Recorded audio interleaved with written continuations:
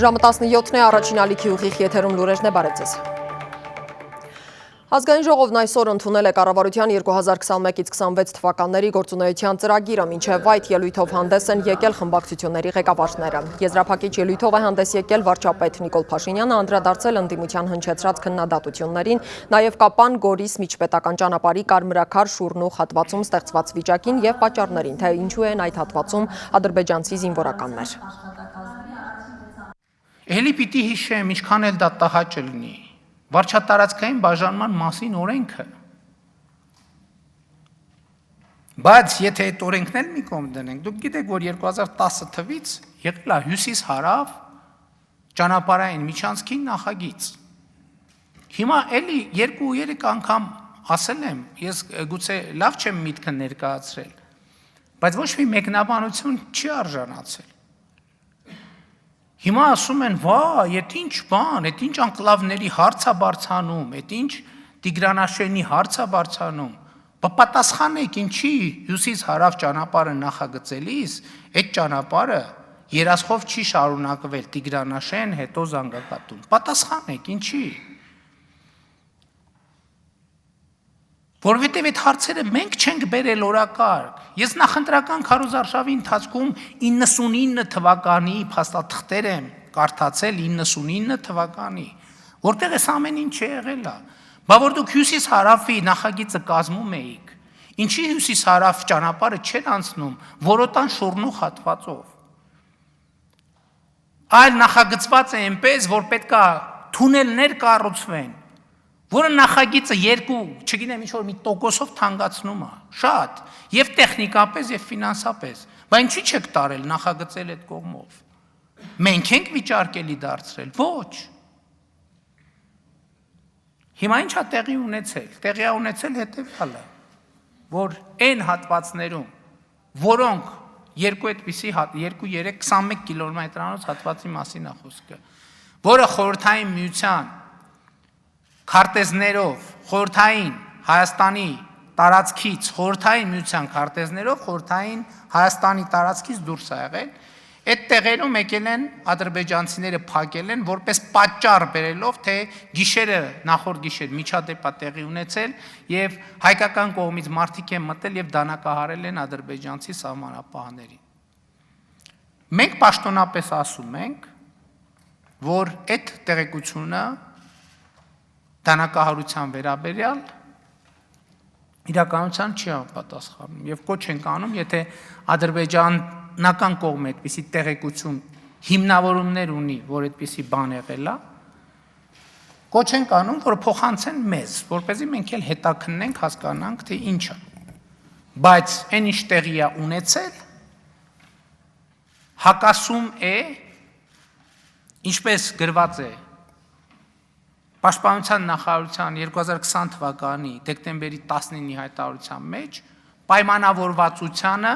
որը ձեռք է բերվել Հայաստանի եւ Ռուսաստանի միջև եւ ամրագրվել է այդ պայմանավորվածությունը։ Էլի եմ ասում, դա երակոմ հայտարարություն, ինչի պատրաստման մասին ես ասել եմ, չի ստորագրվել։ Սա է ամբողջ խնդիրը եւ մենք, բայց դուք գիտեք, որ մենք նաեւ անկախ այս իրավիճակներից դեռ 2019 թվականից եւ առավել եւս 2021 թվականին շատ ակտիվ աշխատանքներ ենք անում, այնտեղ կա այլ ճանապարհ, մասնավորապես Կապան Աղվանի ճանապարհը, որը մեծ տեմպերով ասֆալտապատվում է, նորմալ գրունտային ճանապարհ կա, ես նկատի ունեմ Սյունիքի մարզը իհարկե Հայաստանից կտրված չէ։ Եվ մենք անկախ այս իրավիճակներից մենք այնպես ենք պլանավորել մեր աշխատանքները, կանխատեսել ենք, որ այսպիսի իրավիճակներ կարող են լինել, եւ այնպես ենք պայմանավորվել, որ տրանսպորտային երթևեկությունը կարգավորենք եւ երաշխավորենք եւ այդ աշխատանքները կշարունակվեն։ Ռազմավարական առումով իհարկե հյուսիս-հարավ ճանապարհի կառուցումն է լուծելու այդ հարցը, բայց ոչ ամբողջապես, նաեւ Շուռնուղ եւ Որոտան համայնքների ճանապարհների լավարկման հետ կապված աշխատանք է սկսված, որը հիմա մենք կարագացնենք պարզապես։ Ազգային անվտանգության ծառայությունն ավելի վաղ հայտնել էր, որ ադրբեջանական կողմը գիշերը փակել է Կապան Գորիս միջպետական ճանապարհի կարմրաքար շուրնուղ հատվածը։ Հաղորդագրության համաձայն այդ հատվածում գտնվող տրանսպորտային միջոցները տարհանվել են։ Աշխատանք է իրականացվում ճանապարհը բացելու, մարդկանց եւ տրանսպորտային միջոցների տեղաշարժի բնականոն աշխատանքը վերականգնելու ուղղությամբ։ Վիճակի վերաբերյալ լուրերին որոշ մանրամասներ է հաղորդել Ազգային անվտանգության ծառայության սահմանապահ զորքերի հրամանատարի տեղակալ Արմեն Մկրտչյանը։ Տվյալ հատվածում գտնվող տրանսպորտային միջոցները, այդ թվում բեռնատար, մարդատար, ինչպես ՀՀ պետհամարանիշներով, այնպես էլ արտասահմանյան պետհամարանիշներով մեքենաները տարհանվել են, որից է խնդիր չկա քաղաքացիների հետ կապված։ Մոտավորապես հատվածը մոտ 5 կիլոմետր է, 5-6 հստակ այս պահին չեմ կարող ասել, մոտավորապես, բայց բնակչություն չկա, բոլոր քաղաքացիները տարհանվել են, ինչպես Հայաստանի Հանրապետության, այնպես էլ օտարերկրյա քաղաքացիները։ Ղափանից ճանապարհը ոստիկանության կողմից փակվել է եւ տրանսպորտային միջոցները ուղղորդվում են Տաթևի ճանապարհով շրջանցեն, ինչպես նաեւ Սիսյանից նույնպես ուղղորդվում են, որպեսզի շրջանցեն այդ շրջանցիկ ճանապարհով անցնեն։ Սյունիքում մեր թղթակից Արմինե Սիմոնյանը շարունակում է աշխատանքը փակ հատվածում, նրա զրուցակիցը Սյունիքի մարզպետի տեղակալ Կամո Ավանեսյանն է։ Երեկուշ երեկոյան ադրբեջանական կողմը փակել է Գորիս-Կապան ավտոճանապարհի կարմրաքար շուրնուղ ճանապարհահատվածը։ Այս պահին մենք գտնվում ենք կարմրաքարում եւ Սյունիքի փոխմարզպետից փորձենք պարզել ինչ իրավիճակ է փակված ճանապարհահատվածում եւ առհասարակ Սյունիքում։ Պարոն Ավանեսյան, ինչ իրավիճակ է այս պահին Սյունիքում։ Այս պահին Սյունիքում կոնկրետ կարմրաքարի մոտորապես 3 կիլոմետր հեռավորության վրա Չայզամի կոչող տարածքում ընթանում են բանակցությունները եռակողմ ռուս, հայ, ադրբեջանական սահմանապահ զորքերի միջև եւ սպասում ենք դրական պատասխանի, որ այսօր ճանապարհը պետք է բացվի։ Ընդհանուր Սյունիքում նորմալ է, բնակության մոտ խոճապ չկա, իրենք պատճառաբանում են իբրև իրանց մեծ միջանցքային հարաբերություններ եղել, ուզում են բարթել հայկական կողմի վրա, բայց մեր կողմից հստակ պարզել ենք, որ նման բան չկա։ Շնորհակալություն։ Սյունիքում իրավիճակը կայուն է, այս պահին տեղեկություններն այսքանն են։ Սյունիքի մեր թղթակիցն էր հաղորդում, շարունակենք թողարկումը։ Մարտակերտ քաղաքի Տերյան փողոցի մի բնակարանում երեկ հայտնաբերվել է Ադրբեջանի զինված ուժերի զինծառայող Ջամիլ Բաբայևը, հայտնել է Արցախի դատախազությունը։ Նա բերման է կենթարկվել Արցախի ազգային անվտանգության ծառայություն։ Հարուցվել է քրեական գործ առերևույթ Արցախի պետական սահմանապորինի հատելու, այդ բնակարանի անչափահաս բնակիչներին սպանության սպառնալիք տալու եւ լրտեսության հատկանիշներով նախատեսված հանցավոր դեպքերի կապակցությամբ։ Բաբայևը ձերբակալվել է, կատարվում է հետաքննություն։ Ըստ հաղորդագրության դեպքի հանգամանքների վերաբերյալ առաջիկայում կտրվի լրացուցիչ տեղեկատվություն։ Վարչապետի առաջարկությամբ նախագահի հրամանագրերով Արտակ Բուդաղյանը նշանակվել է հատուկ բանակային կորպուսի հրամանատար, ազատվելով 4-րդ բանակային կորպուսի հրամանատարի պաշտոնից։ Մենք չունենք ներքին մարտահրավեր, մեր բոլոր մարտահրավերներն արտաքին են եւ մենք պետք է կոնսոլիդացնենք մեր հանրությանը խաղաղության օրակարգի շուրջ, խորհրդարանում հայտարարել է Նիկոլ Փաշինյանը եւ գործակցության ձեռք մեկնել ընդդիմությանը։ Վարչապետն անդրադարձել է նաեւ հասարակությանը սև եւ սպիտակի բաժանելու հանգամանքներին։ Բայց սև սպիտակի բաժանելը սա է։ Երբ որ դուք ձեր երեխեքը Լոնդոններում, չգիտեմ, որտեղ կրթություններ եք ստացել, իսկ այն մարդիկ, որոնք դուք ամբիոններից հազար ներողություն ժեխ էիք անվանում, այդ մարդիկ դպրոց գնալու հնարավորություն չեն ունեցել, որտեվ սև են եղել, իսկ դուք սպիտակ։ Հիմա իրանք մեզ եկել են ասում են դուք սև սպիտակի եք բաժանում։ Եթե նույնիսկ մենք սև սպիտակի բաժանում ենք, մենք ուրիշ բան ենք ասում։ Ասում ենք չհամարձակվեք, այս մարդկանց վերաբերվեք որպես սևերի։ Եվ մենք հրավիրում ենք բոլորին, եկեք սպիտակացնենք դաշտը։ 500 մանկապարտեզ կառուցենք, 300 դպրոց, 1400 դպրոցում լաբորատորիա ստեղծենք, բարձրագույն ուսումնական կրթական համակարգը բարեփոխենք, լավացնենք։ Իրանք շարունակում են դավաճան, հողատու։ Մի հատ էլ ասում են, ինչ եք դավաճան ասում։ Բայց այնքան դավաճան եք ասել, այդ բառը արդեն շատ հանրամատչելի բառ եք դարձրել։ Բայց դուք այդքան հեշտությամբ օգտագործում եք այդ բառը, ինչի՞ չեք մտածում, որ ձեր նկատմամբ ընդ որում հիմնավոր կարա օգտագործվի։ Մենք առաջարկել ենք, ես կառավարության նիստում խմբակցությունը քաղաքացիական պայմանագրի հենց առաջին օրից առաջարկել է եկեք այդ դիսկուրսից դուրս գանք եւ զբաղվենք կոնկրետ գործով եւ կոնկրետ օրակարգով։ Մեզ համար, այո, ակնհայտ է, որ մեր երկիրը այսօր կանգնած է լրջագույն մարտահրավերների առաջ եւ այդ մարտահրավերները ներքին չեն, մենք չունենք ոչ մի ներքին մարտահրավեր, մեր բոլոր մարտահրավերները արտաքին են։ Եվ մենք պետք է կոնսոլիդացնենք մեր հանրությանը խաղաղության օրակարգի շուրջ, պետք է զարգացնենք այդ օրակարգը, պետք է կարողանանք պաշտպանել այդ օրակարգը եւ այս օրակարգի տրամաբանությամբ պետք է ապահովենք Հայաստանի Հանրապետության կայուն զարգացումը, Հայաստանի Հանրապետության եւ Արցախի Հանրապետության անվտանգությունը եւ քաղաքացիների երջանկությունը։ Ազգային անվտանգային ռազմավարությունից Արցախի հարցի կարգավորում սոցիալական ու բնապահպանական թեմաներ, ինչպիսին է կառավարության 2021-26 թվականների ծրագրին արտախորհրդարանականների գնահատականը։ Կողմերին լսել է Անի Օհանյանը։ Հայաստանի կառավարության ծրագիրը երկու հիմնասյուն ունի՝ երկրում օրենքի ու իրավունքի դիկտատուրայի հաստատում եւ տարածաշրջանում ու Հայաստանում խաղաղ զարգացման դարաշրջանի ձևավորում։ Արդար Հայաստան կուսակցության նախագահ Նորայր Նորիկյանի գնահատականն է։ Նա նկատում է, որ կառավարության ծրագրում տեղ են գտել դրույթներ, որոնք տեղ էին գտել իր կուսակցության նախընտրական ծրագրերում, ինչն իրեն ուրախացնում է։ Մեզ որակապես նոր ազգային անվտանգության ռազմավարություն է պետք, մեզ նոր որակապես ռազմական դոկտրին է պետք։ Ես մի փակագից բացեմ, ես ինքս արտախորհրդարանական ուժերի առաջին խորհրդակցական ժողովի ժամանակ ես ինքս եմ բարձրացրել մարտական հերթապահություն իրականացնող ստորաբաժանումները սահմանապահ փոխարինելու մասին։ 2021-2026 թվականի զարգացման ծրագիրը բաղկացած է 6 հիմնական մասից, սակայն Նորիկյանի գնահատմամբ այնտեղ չկա հեղափոխական մոտեցում, որն արմատական ու որակական փոփոխություն կբերի հասարակության կյանքում, իսկ Հայաստանի անվտանգային իրավիճակն այլ բան է թելադրում։ Մենք չենք տեսնում, թե 5 տարի հետո ինչպիսի պետություն ենք ունենալու, զարգացման ինչպիսի պատկեր ենք ունենալու։ Արտախորհրդանական ընդդիմության ներկայացուցիչ Գևորգ Գորգիսյանն էլ կարծում է, որ Նիկոլ Փաշինյանի կառավարության ներկայացրած ծրագրում առաջընթաց կա 2019 թվականի ծրագրի համեմատությամբ։ Նա հաշվել է 2019 թվականին կառավարության ծրագրում 90-ից ավել պետք է ձևակերպումն է եղել, սակայն Գորգիսյանին այս պահին այլ բան է անհանգստացնում։ Արցախի հիմնախնդրի հետ կապված այն ձևակերպումը, որ մեզ համար առաջնահերթություն է Արցախի բնակչության, ընդ որում ոչ թե Արցախ, այլ Լեռնային Ղարաբաղ ձևակերպմամբ, անվտանգությունը եւ մշակութային ու կրոնական ժառանգության պահպանությունը։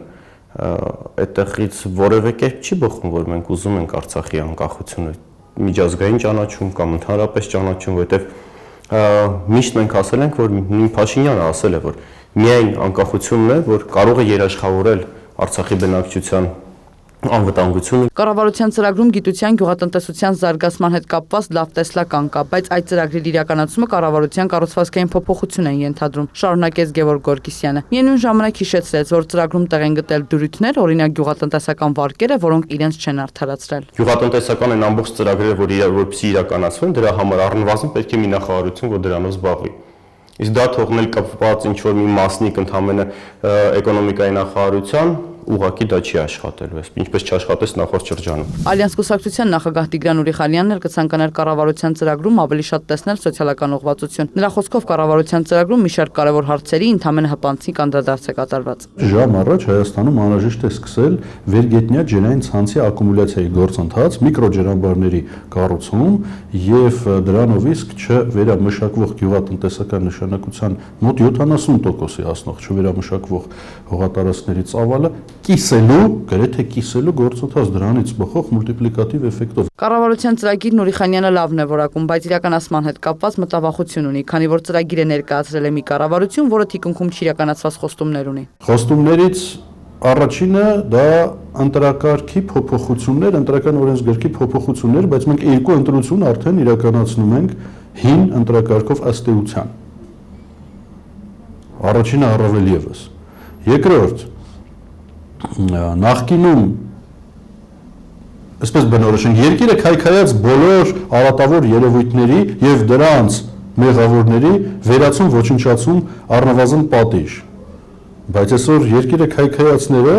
ձեռքի տված խորհրդարանում աշխատում են։ Կառավարության ծրագրի թիրախներն ու դասավորվածությունը ճիշտ են, կարծում է Քրիստոնյա ժողովրդավարական կուսակցության նախագահ Լևոն Շիրինյանը, շեշտելով, որ առաջին տեղում ազգային անվտանգությունն ու արտաքին քաղաքականությունն է, ինչը բխում է Հայաստանի այսօրերի իրականությունից։ Սակայն նա վստահ է, որ լավագույն ծրագիրն անգամ կյանքի չի կոչվի, եթե երկրում արտաքին ու ներքին կայունություն չլինի։ Ռևանշիզմը մնում է իր էության մեջ հակապետական եւ հակահայկական։ Դա իշխանափոխությունն է, որը նշանակում է Հայաստանում պետականության լիկվիդացիա եւ Ռուսաստանի խուտորի վերածում Հայաստան։ Լևոն Շիրինյանին չի գոհացնում, որ ծրագրում մեծ դեր է տրված Ռուսաստանի Դաշնությանը, գոհացնում է, որ արժևորվել է Եվրամիության ու Միացյալ Նահանգների հետ հարաբերությունների ամրապնդումը։ Գնահատելի է չափազանց Միացյալ Նահանգների դերի գնահատականն է գեոստրատեգիայի իմաստով ճշգրիտ է, ուրեմն ռազմավարական երկխոսություն։ Սա շատ բարձր մակարդակ է, եթե նկատի ունենանք Միացյալ Նահանգների պոտենցիալը աշխարհում եւ Միացյալ Նահանգների ակտիվությունը Հայաստանում իդեմս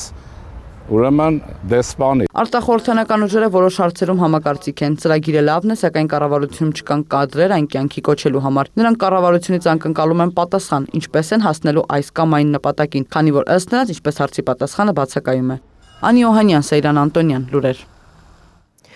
Աֆղանստանը կրկին միջազգային մամուլի ուշադրության կենտրոնում է, եթե Միացյալ Նահանգները չկատարի խոստումը եւ մինչեւ օգոստոսի 31-ը դուրս չբերի իր զորքերը այդ երկրից, Թալիբան շարժման զինյալները հնարավոր գործողությունների կարող են դիմել, զգուշացրել է Աֆղանստանում Ռուսաստանի դեսպանը։ Իսկ Թուրքիան արդեն սկսել է իր զորախմբի դուրսբերումը։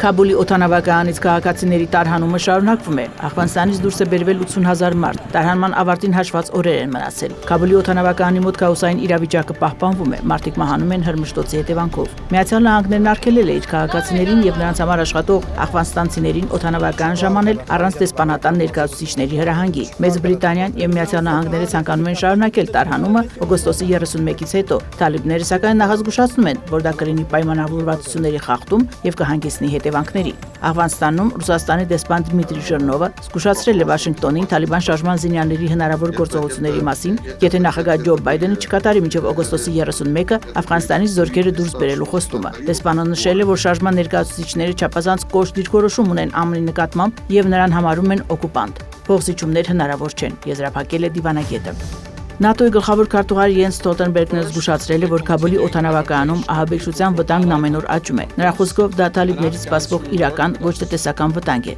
Մի կողմից մենք կցանկանայինք, որքան հնարավոր է շատ ժամանակ ունենալ ավելի շատ մարդ դուրս բերելու համար, սակայն եթե մնանք օգոստոսի 31-ից հետո, հատկապես եթե թալիբները լուր համաձայնություն չարտահայտեն, ապա հարձակումների սպառնալիքը մեծանում է, ասել է Ստոլտենբերգը։ Մեծ Բրիտանիայի պաշտպանության նախարար Բեն Ուոլսն էլ Աֆղանստանում մնացած փախստականներին, որոնք չեն կարող ինքնաթիռով լքել երկիրը, առաջարկել է ցամաքային ուղիներ փնտրել, սահմանահատելու եւ երրորդ պետություններ մեկնելու համար։ Նա միաժամանակ զգուշացրել է, որ Աֆղանստանի եւ հարևան երկրների միջև ցամաքային սահմանները գտնվում են Թալիբան շարժման վերահսկողության տակ։ Թուրքիան սկսել է Աֆղանստանից իր զորախմբի դուրսբերումը։ Թուրքիայի զինված ուժերի տարհանումը Աֆղանստանից սկսվում է ստեղծված իրավիճակի եւ պայմանների գնահատման ու տարբեր շփումների արդյունքում, հայտնել է երկրի պաշտպանության նախարարությունը։ Ավելի վաղ նախագահ Էրդողանը ամիսներ շարունակ հայտարարում էր, որ Թուրքիան մտադիր է մնալ Աֆղանստանում եւ ստանձնել Քաբուլի օդանավակայանի անվտանգության ապահովումը։ ԱՄՆ պետքարտուղար Էնթոնի Բլինքենն էլ հայտարարել է, որ թալիբները, ինչպես հրապարակային, այնպես էլ փակ բանակցությունների ժամանակ ԱՄՆ-ին խոստացել են, որ օգոստոսի 31-ից հետո, երբ ավարտվի տարհանումը, Միացյալ Նահանգների, այլ պետությունների եւ Աֆղանստանի քաղաքացիները կկարողանան անխոչնդոտ հեռանալ Աֆղանստանից։ Պետքարտուղարն ասել է, որ Վաշինգտոնը ուշադիր հետևելու է, թե ինչպես է նոր ռեժիմն իրականացնում այդ խոստումը։ Մարիամ Մխիթարյան, լուրեր։ Այժմ համավարակի հայաստանյան թվերին անդրադառնանք, հաստատվել է կորոնավիրուսով վարակման 683 նոր դեպք 6918 թեստից։ Ընդհանուր առմամբ վարակվել է 239739 մարդ։ Առ այսօր արվել է 1511103 թեստավորում։ Կորոնավիրուսի հետևանքով մահացել է 7 քաղաքացի, մահացածների թիվը 4785 է։ Նախորդ օրը վարակագրի այլ հիվանդությունից մահվան դեպք չի գրանցվել։ Մեկ օրում առողջացել է 315, ընդհանուր ապաքինվել է 225234, փաստացի բուժվում է 8570 քաղաքացի։ Տեսչական մարմինն այսօր ստուգայց են իրականացրել Զվարթնոց օդանավակայանի տարածքում տեղակայված լաբորատորիաներում։ Հայտնաբերված խախտումներն արձանագրել են որոշ տեղերում չեն չափել թեստավորվողների ջերմությունը, ախտահանիչների վրա չեն եղել գրառումներ, ապահովված չեն եղել անհատական պաշտպանության միջոցների անհրաժեշտ ծավալով։ Կրկնակի ստուգում անցնող լաբորատորիաներն այսօր վերացրել են նախկինում արձանագրված խախտումները։ Ամեն այցելուից հետո ումից թեստ եք վերցնում, ինչ գործողություն եք իրականացնում։ Ամեն այցելուից հետո ախտահանվում են աթոռը, մակերեսները, ախտահանում ենք սպիրտով ամեն այցելուից հետո։ Իսկ 2 ժամը 1 հաճախականությամբ ախտահանվում են բոլոր մակերեսները դեզիտապսով արդեն եւ խոնավշորով սրբվում։ Առողջապահական եւ աշխատանքի տեսչական մարմնի տեսուչները իրենց աչքերով այս ամենը տեսան, ֆիքսեցին։ Այսօր ստուգայց էին իրականացնում օդանավակայանի տարածքում տեղակայված լաբորատորիաներում։ Ամենահաճախ հանդիպող խախտումներից է, որ ախտահանիչի վրա գրառում չկա, ինչի համար է նախատեսված, տոկոսայնությունը, պատրաստման ամսաթիվը, պիտանելիության ժամկետը։ Յուրաքանչյուր անձի թեստավորումից առաջ եւ հետո պետք է իրականացվի հաճախ շփվող մակերեսների ախտահանում։ Բացի նրանից, որ պետք է իրականացվի աշխատակիցների ջերմաչափում, նմանատիպ կազմակերպություններում նաև պետք է իրականացվի պացիենտների ջերմաչափում եւ 37 եւ բարձր ջերմություն ունենալու դեպքում պետք է կատարվեն գրառումներ համապատասխան։ Մենք լաբորատորիաներ կար, որ նմանատիպ ջերմաչափման գրանցամատյան չունեին։ Այսօր դեռ ընդամենը 5 լաբորատորիայում իրականացրած ստուգայցից 3-ում արդեն խախտումներ էին գտել, արձանագրություններ կազմեցին։ Ապահովված չէին անհատական պաշտպանության միջոցների անհրաժեշտ ծավալով, ախտահանիչի վրա նշագրում չկար, թափոնների վրա նշագրում չկար,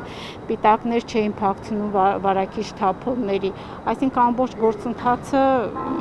ճիշտ չէր կազմակերպված։ Այն լաբորատորիաներում, որտեղ տեսուչներն արդեն երկրորդ անգամ էին ստուգայցի, խախտումներ գրեթե չէին արձանագրվում։ Լաբորատորիաներ կան, որ պահպանվում են բոլոր սանիտարական կանոններով եւ նորմերով պահանջվող պահանջները։ Խախտումներ գտնելու դեպքում կազմակերպությանը տրվում է ժամանակ թերությունները շտկելու համար։ Եթե դրանք չեն շտկվում, տուգանք է սահմանվում նվազագույն աշխատավարձի 100-ապատիկից 300-ապատիկի չափով։ Երկրորդ անգամ նույն կազմակերպությունում խախտումներ գտնելու դեպքում այլևս շտկումների ժամանակ չի տրվում, միանգամից տուգանք մինչև նվազագույն աշխատավարձի 500-ապատիկի չափով։ Ռուզաննա Վարդերեսյան, Վաչագան Պետրոսյան, լուրեր։ Եվ թողարկման վերջում Եվրոպայի չեմպիոնի մասին 11 պարտիա, 7 հաղթանակ, 4 ոչ ոքի, ոչ մի պարտություն և հնարավոր 11-ից վաստակած 9 միավոր։ Սրանք շախմատի Եվրոպայի կանանց անհատական առաջնության նորընծա չեմպիոն Էլինա Դանիելյանի արդյունքներն են։ Հայաստանի հավաքականի առաջին համարն այսօր խոսել է գրանցած հաջողության մասին։ Հայաստանի շախմատի կանանց հավաքականի գլխավոր մարզիչ Զավեն Անդրեասյանն էլ ամփոփել է առաջնության արդյունքները, ընդգծելով, որ Հայաստանը երբևէ Եվրոպայի չեմպիոն չի ունեցել ոչ տղամարդկանց, ոչ կանանց շրջանում։ Նախորդ տարիներին միշտ Եվրոպայի առաջնություններում հենց առաջի կեսը միշտ լավ է խաղում, միշտ մոտ է, իսկ երկրորդ կեսին չգիտեմ ինչի համար, իմ մոտ լրիվ հակառակներ գնում։ Ու այս տարի որոշեցի վերջ։ Երկրորդ կեսը պետք է որ նորից լավ լինի։ Իրան միշտ խանգարում է էմոցիոնալ խաղը։ Դա միշտ բերում է կորուստներ, այս անգամ չեղավ էմոցիոնալ խաղ, դրա համար չեղավ պարտություն։ Այսքան այս ժամի համար կհանդիպենք։